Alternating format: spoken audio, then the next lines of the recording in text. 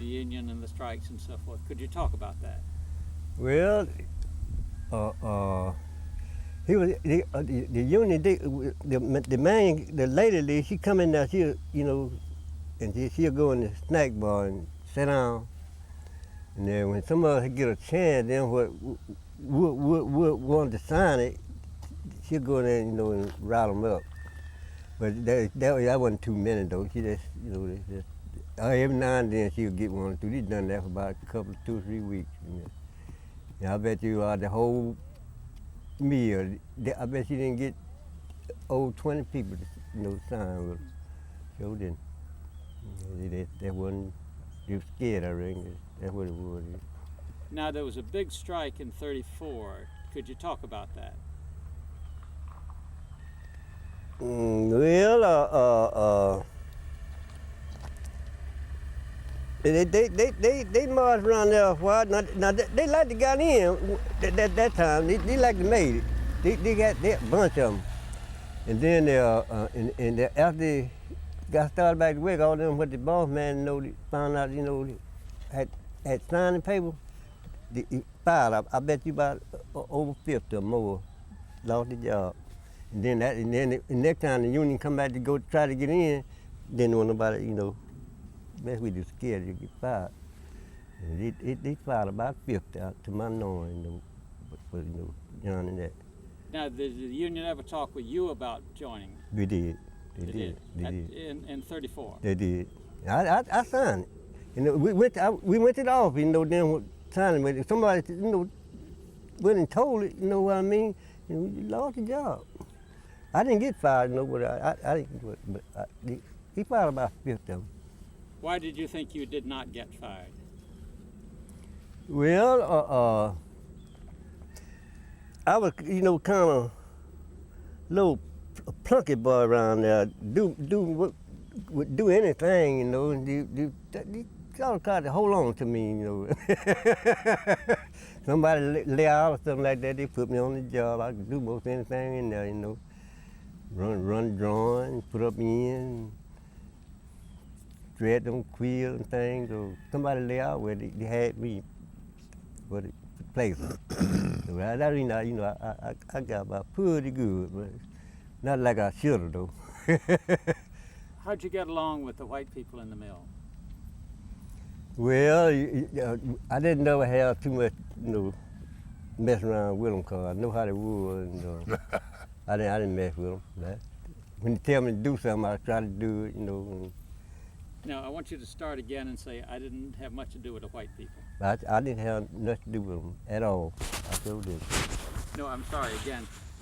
Just say, I didn't have much to do with the white people, okay? I didn't have much to do with white people. I sure didn't, cause I know they didn't like me, and I treat them just like they wanted to be treated. What about you? Yeah, the same thing. It's the same thing, same way. Had nothing to do with them. Like he said, what they tell me to do, if I can do it, it's gonna be done. I was a young man them days. You couldn't hurt me then. No, I can't hardly walk. Can't hardly get about now. Mm-hmm. Yeah, we call it tickly devil that. Everything he said, us are there together. Do you miss being in the mills? Oh yeah, when I got sick, I had to, quit. The job working me to death. Like I told you that a while ago, I had a hard way to go, but I couldn't read and write. Give me something I had to know what I could do. Well, I appreciate that and thank them for that. Mm-hmm. But look like the more I done, the more they would put on me, 'cause I was a good worker. If I done this, all right, I was taking up quills over the mill, that whole big mill. Well, I had them hateful boys, man. I'll be fair and tell the truth on them. They fired him, I was glad of it. And you take Richard there, he, have a go to the office and talk to us. You take Richard there, now he got his hand full. And God knows I had it overhead full. Okay, I went in there, 2 shifts has done run since I went in. Go in at 3 and come out at 11 at night. And go back at 3 and come out at 11 at night. That 3rd shift and that 1st shift done run. That Lino run fast, had to go over here twice. My boy, man, come and tell Richard don't change his clothes until I get Ron there. I'm gonna run there and sort out. Okay. Yeah, come on there, Richard. Sir. What them there parents done running over there on that Lino? I said, what you asking me that for, man? I said, you know, 2 shifts. If you can't do this, go down there and tell me. I said, hell, I will go down there and tell him. I just as mad as he was. It made me mad. Good and mad, fighting mad, what I'm talking about. That was him. Because I know I whacked. I whacked. And this boy, he know. Oh, yeah. Us got on. Us had to get on. Yeah, he did that. I went down there and told the boss man. First boss man come in there. That man just didn't like me some kind of way. The first shift boss man come in there. He don't talk from him. You go out and wait. He ain't gonna let you hear you talk to him. Mm. He see me standing out there waiting, begged for me to come in. I went on in there. What's the matter up there, boy? I went on to tell him. I'm mad enough to tell him that's what I thought about him. I went on to tell him, and then there come the first shift boss come in. He made me wait outside. He wasn't gonna let me hear what they told me. Because what I was gonna tell him how that man was. Oh, yeah, oh, yeah. Yeah, I was gonna tell him all of that. But I had to wait. Okay. He got through talking and then they come back, begged for me to come back. I went back in there. He said, Richard, I said, sir. He said, tell me you ain't running your job like you should. And I was doing all I could. But I tell you what, he said this quiet, if you want to now, go on back up there and get on your job and go to work. That man knew this fellow was wrong, see? Yeah. So he knew that man was wrong. And I was gonna tell him about then that I come on out. Yeah, he come out behind me and I'm around there changing my clothes. Down around that quill hole and let's go. Let's go. I could have grabbed that man, I'm telling you, too, and throw him down in that quill. He didn't know. I didn't like him much for grabbing him. I said, I lived it for. I know I had a tight time, but I lived it before I come in here. I ain't got to stay here to live. 5 minutes you want him. But the head man know he was wrong. And he's good. He's pretty good. If you want to, go on back up there and go to work. I don't want back and work. Well, I like that. What are you, man? Going crazy? Okay. Well, straighten up, boy. Run over some boys like Now, that. when you didn't have a union in the shop, who handles grievances like that? Tell him, Walker, I already know nothing about all of that. They had an overseer and then they had a supervisor. The overseer took care of everything. He was the head knock, the overseer. And then the supervisor, he was he was our boss. Did you know any of the big guys, the fellas who owned the mills, who'd come in through every once in a while?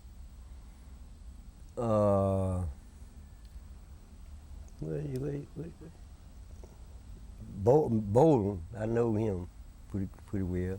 I did. He keep coming there about every 4 or 5 months. He would talk and talk. He talking nice. He seemed to be a nice guy. He was. Walton, he sure was. He coming there about every 6 months. Tell what gonna take place, what he gonna do or whatever, Don't know whether he telling the truth or not, but we couldn't never know the difference.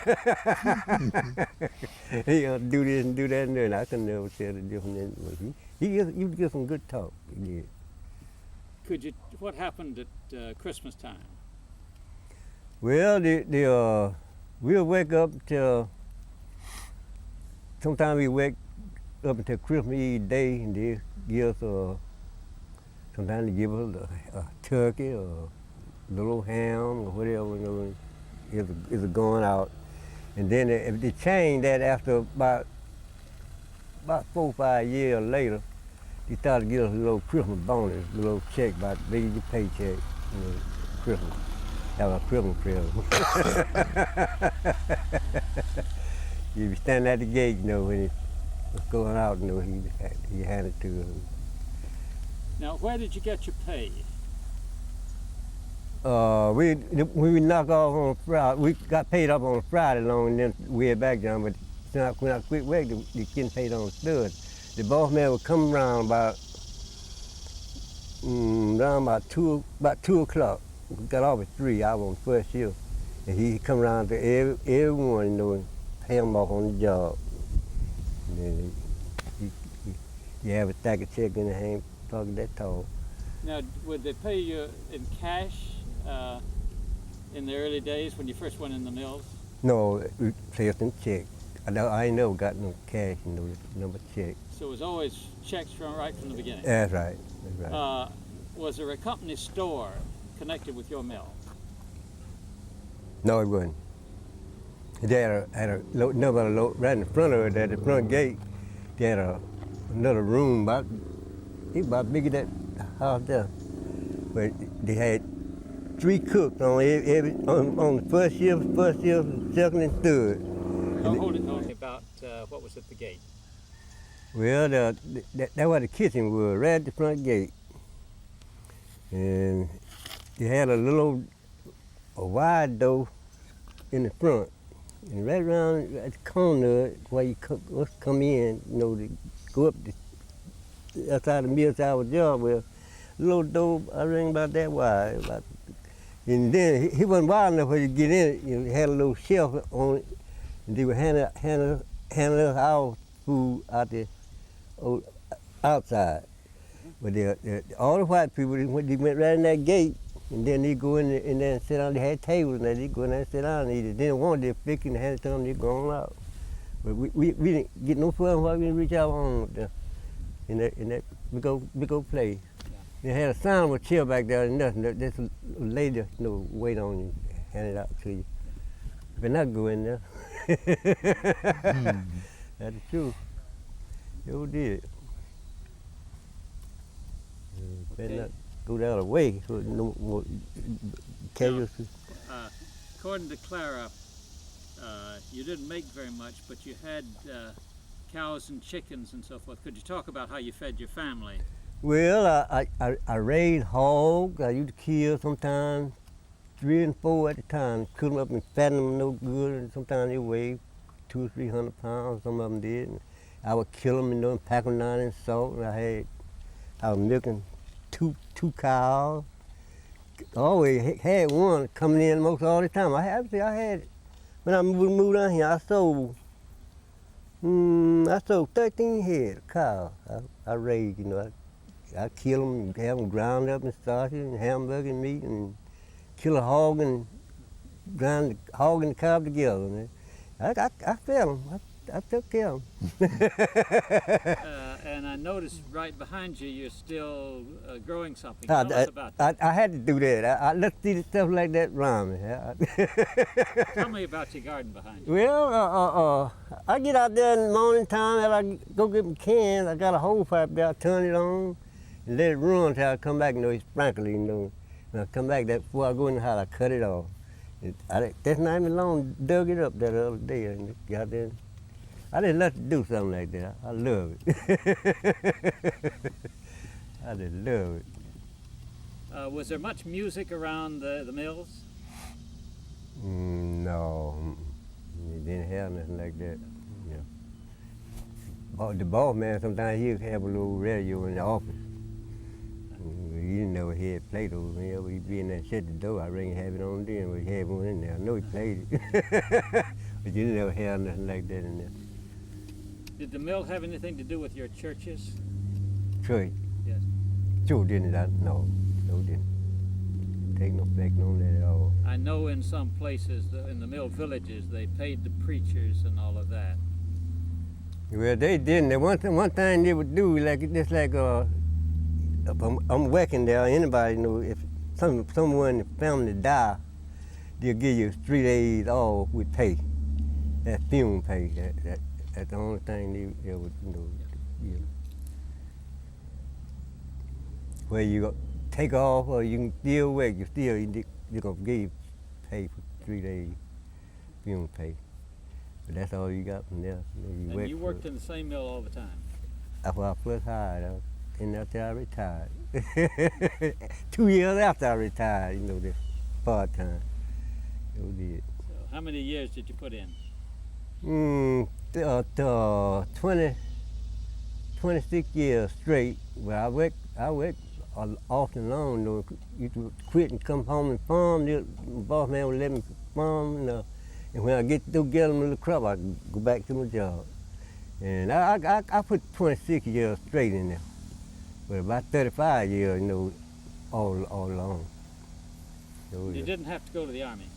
No, I rested for the Army, and my stomach turned me down. Sure did. I turned me down on my stomach.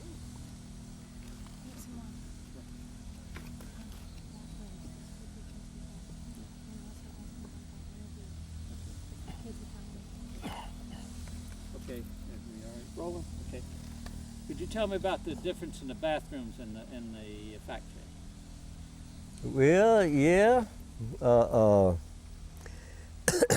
We had our bathroom on the bottom floor, down on the ground. It was concrete. I say on the ground, just like out there, on the bottom, on the floor. And the white people had this on the everybody in every part of the work in it. The pipe come down in ours. Yeah, that's what we would at the bottom when you use the bathroom, had to go down there. But now wait till you just had to go, you wouldn't make it because you had to go so far. Sure did, that's true. But after then, they tore that down, had down there, and then when they went to making a chain, they put us one in there by every part. And everything was better. That Truman got in there then. What happened if you wanted to drink water? Well, if you didn't have no cup up there, you couldn't drink none. They had a pipe. That pipe in there, had it bent over, turned right down in the sink. And if you didn't have no cup, you couldn't drink none. You had to wait till the sweeper gets a cup bringing there or do it out. And so after Truman took over and that he took that pipe off, then you go there anytime you want and back that button, drink your water. Sure did. Sure, they had a long tube on there about like the finger. At the end there, he bent over like that. You couldn't drink unless you didn't want to drink out of no harm in that pipe in there like that. Now, I gather there was a time when you got interviewed. Clara mentioned that. My brother did. Yeah. He said something about when you went in to get interviewed, they would say like all the niggas go home and the white people stayed there to get interviewed for the job. You remember anything about that? Yeah, oh yeah. Yeah. You had to go around, let them go on in, and you wait. You be the last one go in there and talk to them. You had to wait on them first. So in other words, the white people got interviewed first. First, yeah. The black people. Yeah, oh yeah. Hey. Oh yeah. Could you start again and tell me about that, as though I didn't know anything about this? Well, the big old office there, it was late in the main in there, and you go by the lady, and she would do a little writing on the paper, your application. Then you carry it on to the main, he fills you up, and then when you get through, then you have to go carry it back to the main office, turn it over to the office up there. So did you go through the interview process, or did someone recommend you for the job? Same with you, Mr. Buddy. Did you go to the mill to get interviewed, or did somebody tell you there was a job available and you just walked in and you were handed the job? Army Bank. He recommended me. Now he had been working there a long time before I did. He dead now. Was he black or white?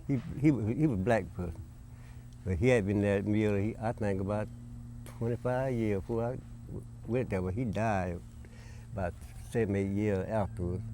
But he the one, talked to his boss man about me, and he recommended me. And then he come to my house and told me about it.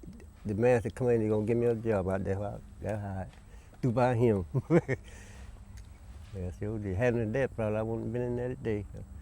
He knowed me and told the boss man about me, recommended me. Sure did. How did you get your job? Well, the fellow was working there. I owed him $20 if he got me a job in there, and he done it. But he wouldn't take no money. He got me the job. And that's the way I got in there, in the mill. I didn't know how to start it. He been working there a good while. I said, "You get me a job in the mill, I'll give you $20, and I'll make a payday." He took me up on it. Well, went right on in there and got the job. Payday come off some money. I said, "I don't charge you." I appreciated that too. Yeah, that's the only way you got in at that time. The butt man, you know the butt man. Yeah, but man, yeah. That's the only way you got in there. Anything that? Well, one of the things is the Carlos knew she got him just the morning, but ever since when Okay. Now, your daughter works for the union. Could you talk about your ideas about the union and all of that? Oh, I love it. I really love it. That's true. If I could have been a member of the union, I would have done been years ago. But I just couldn't get in. I do love it. That's true. I'm crazy about it. Why did you think you couldn't get in? Only kind of my job. If I had got in there, I wouldn't have had no job. That's I had to hold to my job. That's the reason I didn't get in there. You thought you'd get fired if they found out. That very reason I thought I was gonna get fired, and so I decided it's good about it. That's what the biggest of them done. Few of them, poor for it, but they got fired. Next time they come, they didn't get nobody. But Mr. Roosevelt said that the law said you had a right to be a member of the union. That's what he said. But I just been a member, that's all. I wouldn't have had no job unless he give me a job. So I had that, and I was just holding on to it. I didn't know no better, though. I thought I was just holding on. So Mr. Roosevelt couldn't have gotten you a job. Well, unless he had one at home, I could have worked with him. But see, that wasn't it. That didn't belong to him. See what I mean? Yeah, if it had been his job now, Lord, he hired me, I'm gone. He all the help though he was. That's true. He looked out for you. He sure did.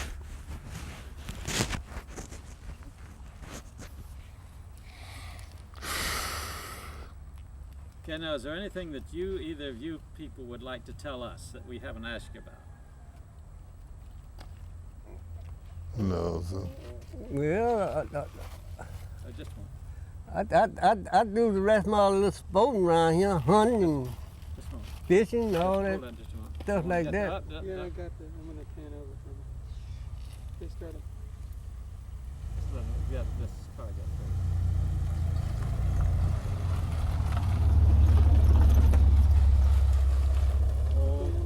Okay, tell me about what you're about to say. Okay? I say I go to fishing. I love to fish. Sometimes I go there and sit right there with them about a half a day or more. And sometimes I may catch one or two, and then again I catch half a bucket full. But I don't give them up. And I love to hunt.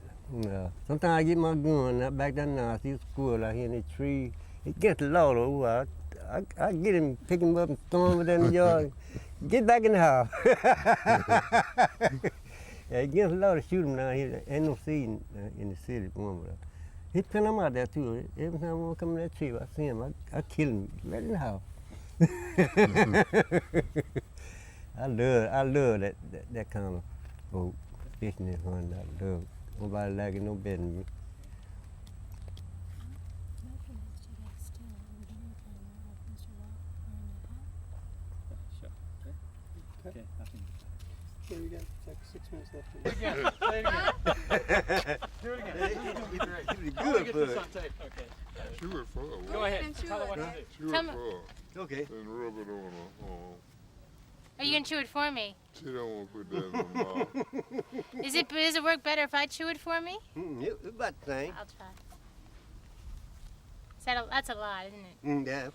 Get it good and wet, and then just rub it on there. Good.